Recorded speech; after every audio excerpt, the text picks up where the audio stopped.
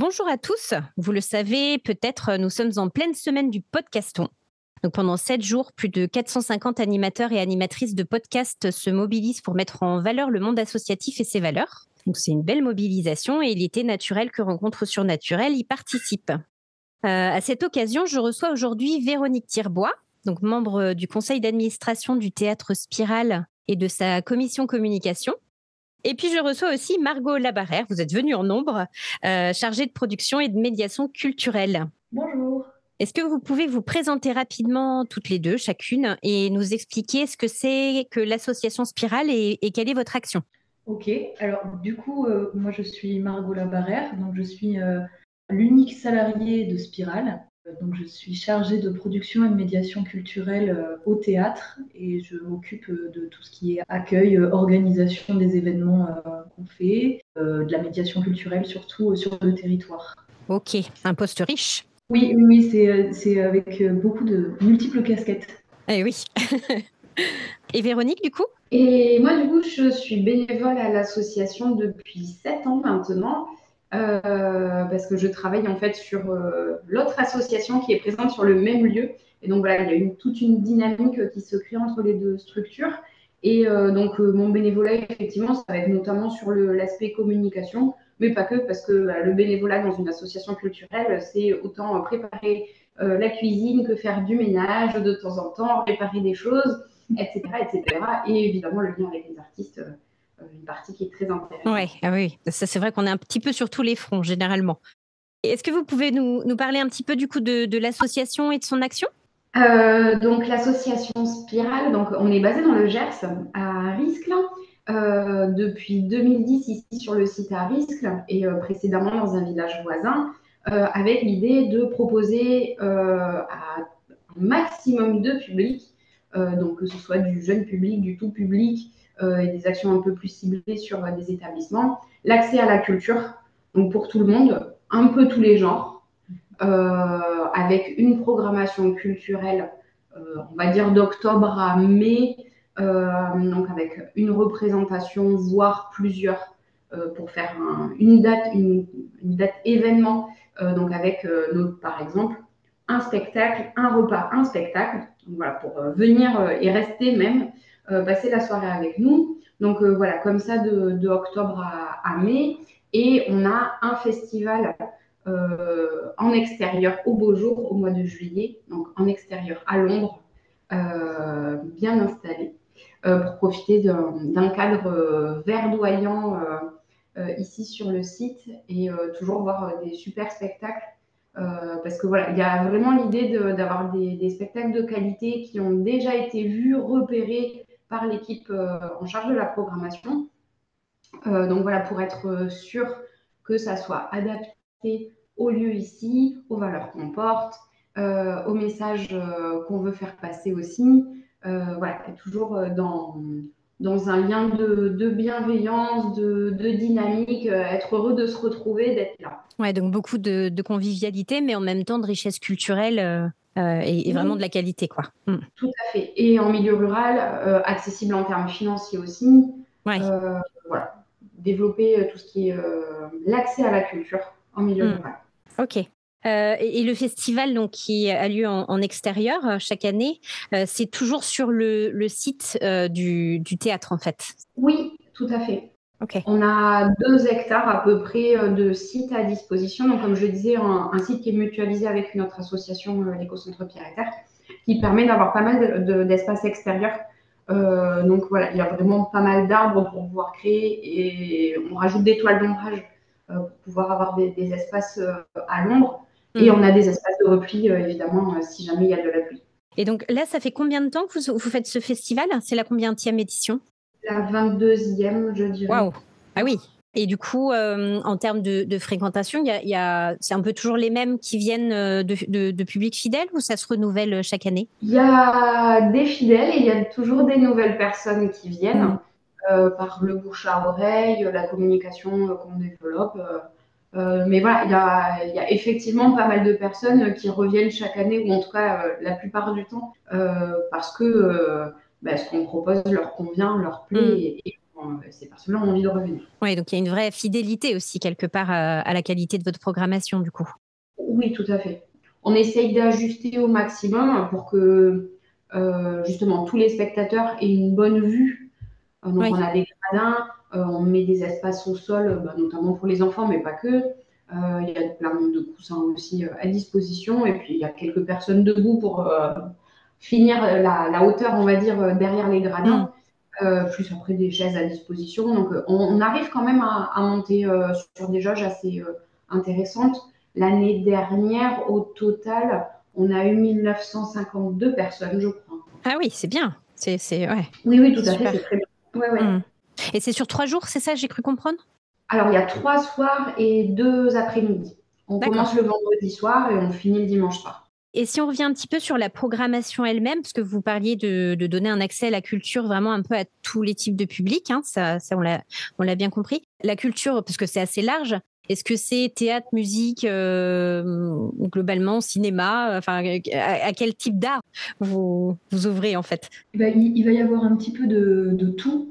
C'est assez pluridisciplinaire. On est quand même un petit peu plus sur du théâtre de rue, mais on peut avoir aussi du théâtre conventionnel. On va avoir de la musique sur le festival essentiellement, mais on peut avoir aussi des fins de soirée musicales quand même. On va avoir du cirque, de la marionnette, et je pense que c'est à peu près tout.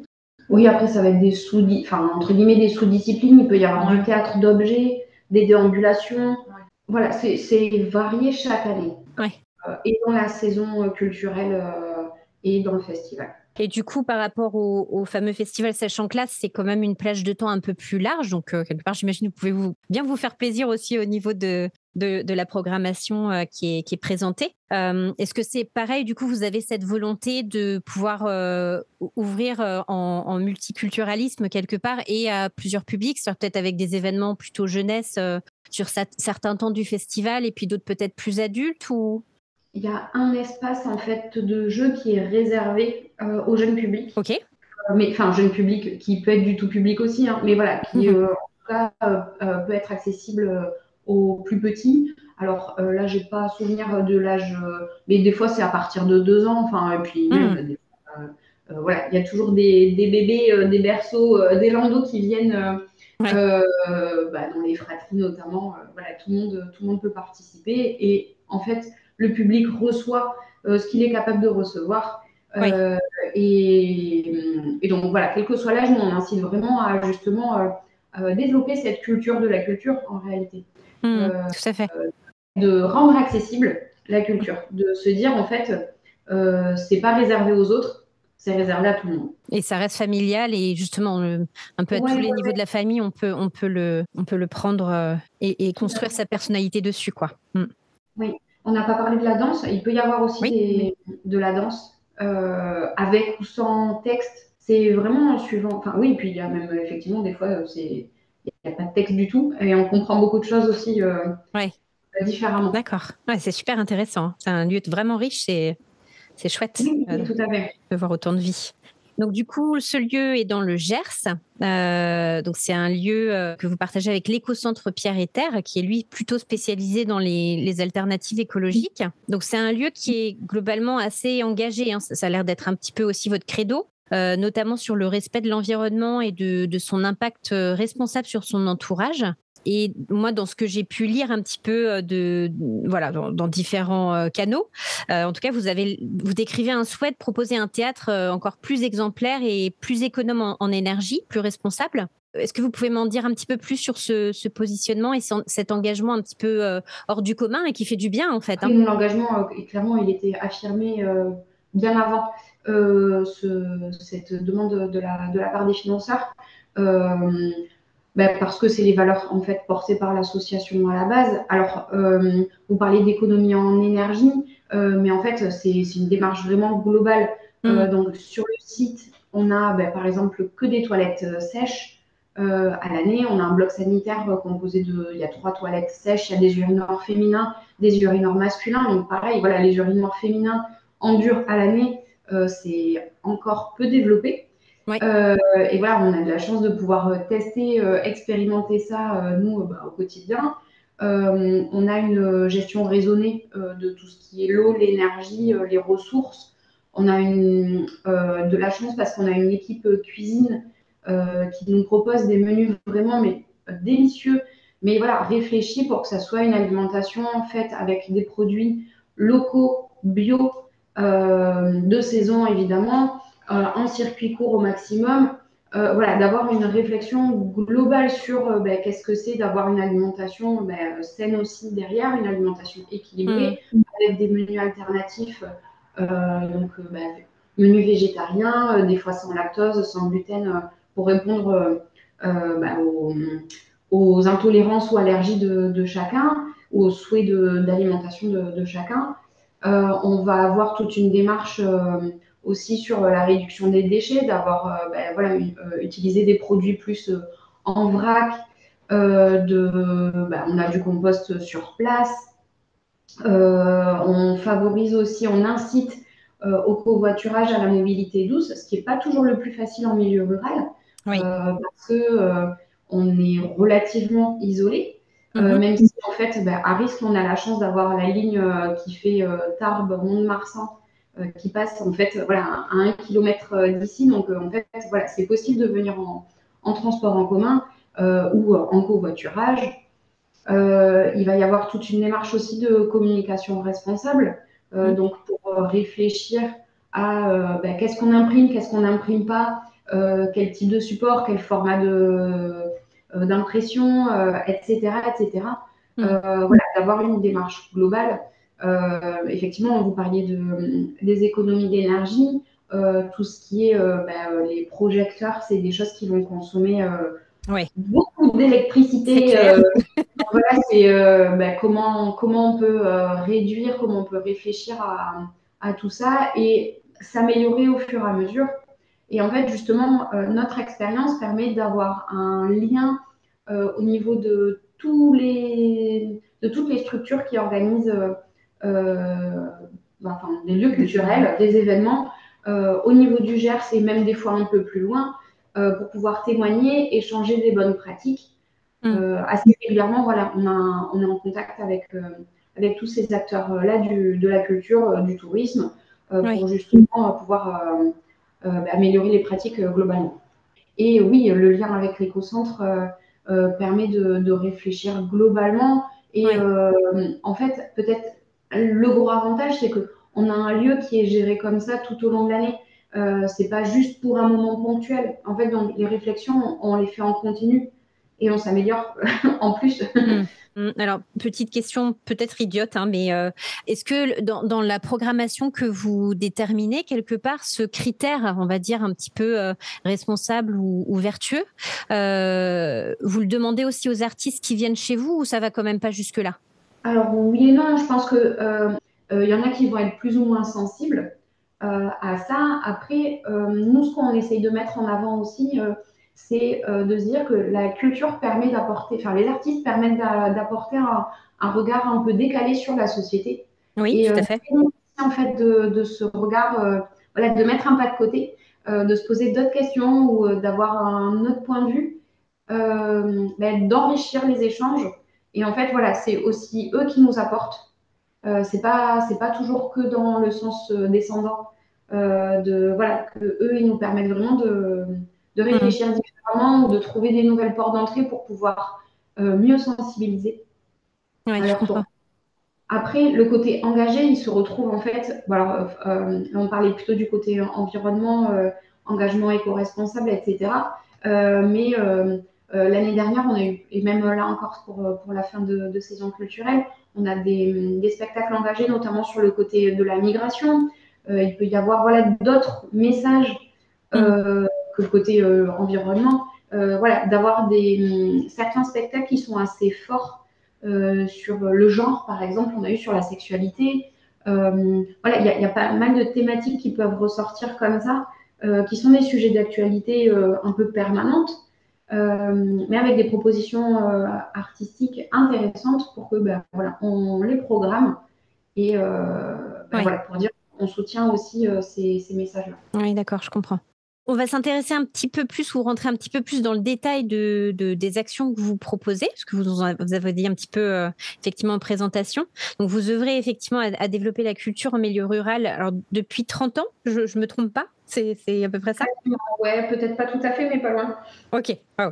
Et puis donc à diversifier vos publics effectivement. Est-ce que vous pouvez nous parler un petit peu des différentes actions que vous avez programmées par exemple cette année? Du coup, on met en place donc, des actions de médiation culturelle de type résidence de territoire. Oui. Cette année, enfin l'année 2023, du coup, on a proposé plusieurs actions culturelles. On avait donc une action qu'on a proposée avec la compagnie Vous et Nous pour les tout petits. Donc c'était de 3 mois à 3 ans. Wow. Et c'était un peu une expérimentation culturelle avec eux pour faire un peu après une sorte de parcours. Moi, je pense que l'objectif, c'était un projet de création non fixé et donc des recueils à la fois des parents, des enfants, de voir la réaction, à quoi les tout petits étaient plus ou moins Sensible. réceptifs, sensibles. Donc, il y a à la fois de la musique, de la parole, des mouvements, voilà, de l'objet aussi. Voilà, c'était vraiment, comme Margot l'a dit, de l'expérimentation, de l'éveil, effectivement, parce que le côté parentalité, donc c'est un couple, en fait, qui porte cette compagnie-là, et ils sont jeunes parents. Donc, voilà, toute cette réflexion autour de la parentalité leur était chère et intéressante pour voilà, développer ça. Donc, c'était dans le cadre de la résidence de territoire, effectivement, au printemps l'année 2023. Et donc, à l'automne 2023, on a eu du coup une autre résidence de territoire avec une artiste de la compagnie Redi Viva qui s'appelait Stéphanie Foster et qui est spécialisée dans le flamenco et qui est venue du coup nous proposer des ateliers d'initiation au flamenco ouverts à tous et gratuits. J'ai vu les photos, ça avait l'air super. Hein. Ouais, oui, c'était génial. Ouais. Le public était ravi. Elle a une approche hyper intéressante, une très très belle énergie. Et donc ça a permis de. On a pu faire des ateliers avec les écoles, avec l'EHPAD de Riscle. Oui. On a pu faire un petit temps d'échange à la médiathèque, du tout public. Avec des ateliers spécifiques à Pierre-et-Terre, donc, qui est aussi Centre social. On propose un atelier couture. Et donc, Stéphanie Foster est venue, je crois, 2 fois participer à l'atelier couture. Oui, elle est venue et elle a montré le costume traditionnel du coup de flamenco, et donc ils ont pu en discuter. Et la deuxième fois, ils ont fait une initiation tous très ravis aussi. Voilà. Donc ça, c'était les actions 2023 et 2024. On a un gros projet qui s'appelle Pourquoi tu migres, qui est en lien avec donc Pierre et Terre, le centre social de Pierre et Terre, avec l'association Regard, qui est une association qui accueille des migrants. L'Auberge des Poètes, qui vient aussi qui vient faire des ateliers, et avec David Conrad de la compagnie des Poussoirs. Et donc, on propose des ateliers slam pour les collégiens de Riscle et pour les migrants de l'association Regard. On propose aussi un atelier illustration sonore d'un livre d'images de Isa Watanabe, qui sera projeté et peut-être qui pourra servir d'outil pour d'autres ateliers qui vont être mis en place à la médiathèque avec les petits, les tout petits. On propose aussi à une compagnie qui s'appelle la compagnie d'élite façade, qui va venir faire 2 représentations le 3 et le 4 mai. Le 3 sera une journée banalisée que pour le collège et pour une classe du lycée de Riscle et une classe de Plaisance. Et ce sera une journée banalisée où il y aura les 2 spectacles de la compagnie d'élite façade et en plus la restitution du coup de l'atelier slam. Et ensuite, vernissage d'expo photo. Vernissage d'exposition photo en partenariat avec l'association Peller et l'artiste Jérôme Fourcade. Et le lendemain, ce sera ouvert à tous, donc le 4 mai, avec pareil, les 2 spectacles de la compagnie d'élite façade, À taille humaine et Tu parles de moi sans me connaître. et un repas le soir afghan, donc fait par les Afghans de l'association Regard, et un concert à la fin pour détendre un petit peu toute cette atmosphère qui aura pu être un peu dure, parce qu'on va aborder des sujets qui sont liés à la migration, et un concert de 5 oreilles. C'est la grosse action qu'on va mener en 2024. Et on voit encore une fois qu'elle brasse vraiment tous les publics et elle est vraiment diversifiée en restant quand même sur un thème commun. Un thème commun, ouais. On essaye au maximum de toucher tout le monde. C'est vraiment un souhait. Ce projet-là, du 3 et du 4 mai, est en coproduction avec l'Astrada de Marciac. Le travail en partenariat en général et surtout sur ce projet-là, enfin Margot l'a cité, la liste des partenaires est importante dans l'idée de faire vraiment comme un projet de territoire sur ce sujet-là. On travaille aussi du coup avec différents acteurs locaux comme la clinique Jean Sarail à Aire-sur-Adour, qui va venir présenter en première partie d'un événement qu'on fait le 6 avril. En première partie, ils vont venir présenter le travail des circassiens de la clinique. Oui, c'est vraiment important du coup de réussir à ancrer le théâtre comme un lieu un peu incontournable au niveau de la culture locale, quoi, en fait. Oui, tout à fait. Et du coup, pour le festival de cette année, vous avez des... C'est à quelle date et est-ce que vous savez déjà au niveau programmation ? Alors, pour le festival, il se passe du 19 au 21 juillet et on a quelques petits noms. Côté spectacle, du coup, on va avoir Typhus Bronx qui va venir avec son spectacle Trop près du mur. Il est venu l'année dernière donc avec le spectacle Le Délirium du papillon. Enfin, on l'a vu dans 2 représentations l'année dernière et il a accepté de revenir donc pour je crois que la suite de la trilogie ou quelque chose comme ça. Donc avec Trop près du mur. C'est le dimanche soir. Ensuite, on va avoir... alors, c'est une programmation qui est très clownesque cette année. D'accord. Pas le clown conventionnel. Hein. Oui. Avec... donc, le 19 au soir, on accueille la compagnie Qualité Street avec son spectacle Jogging. Tu avais vu un peu plus? Alors, moi, j'ai pas vu ce spectacle-là. J'en ai vu d'autres parce que, pareil, on parlait de la fidélité du public tout à l'heure, mais il y a une fidélité aussi qui peut se créer avec certains artistes. Et là, effectivement, l'artiste est déjà venu nous présenter d'autres spectacles ici à Risclin, à Spiralin. Prochainement, il y aura toutes les descriptions des spectacles sur le site internet de toute façon. Oui, on travaille sur la communication. Là. Oui, de toute façon, là, et puis vous êtes encore en train de construire tout ça de toute manière, j'imagine. Oui, il y a des choses qui sont calées. Là, c'est du fignolage. Et voilà, d'ici peu, il y aura tous les éléments précis sur le site internet notamment. Ok, super. Bon, je pense qu'on a fait un bon tour de vos activités. Est-ce que vous vouliez rajouter quelque chose, vous, qu'on aurait pu oublier ? Qu'il faut venir nous voir. Quand même. Régulièrement aussi. Régulièrement. On ne propose jamais 2 fois la même chose. Hein, donc, Ok. Les prochaines dates de la saison, là, ça va être le samedi 6 avril, avec du coup la venue à 17h des circassiens de la clinique Jean Sarail. 18h30, le spectacle de la compagnie Jusqu'ici tout va bien, patient, pardon. 19h30, un très très bon et délicieux repas bio local de saison. Et 21h, Babel de Juliette Z et la Zinuit. Voilà. Un beau programme en tout cas. Programme. Ensuite, on aura le samedi 4 mai le spectacle dont j'ai parlé de la compagnie d'élite façade à taille humaine. Et tu parlais de moi sans me connaître. Ok, vous allez être bien occupé avec tout ça, mais ça va être des beaux moments en tout cas. Oui, toujours. Bah écoutez, j'étais ravie de vous recevoir sur le podcast. Je pense qu'on a fait un beau tour d'horizon et mes auditeurs pourront mieux connaître effectivement votre action. Je mettrai effectivement les liens pour pouvoir vous découvrir et voir les adresses et lire un petit peu plus profondément tout ce que vous proposez. votre programmation. Donc, j'insiste aussi sur le fait que vous avez une page Hello Asso sur lequel justement on peut se procurer les places pour les concerts, donc la billetterie, et puis aussi s'il y a des volontés de vous soutenir éventuellement sur votre action, c'est possible sur cette page. Donc, je mettrai le lien aussi dans la description, bien sûr. Voilà. Écoutez, je vous remercie toutes les deux pour votre temps. C'était vraiment intéressant. J'étais ravie de vous rencontrer. Et puis, je vous souhaite plein de belles choses pour le théâtre Spirale.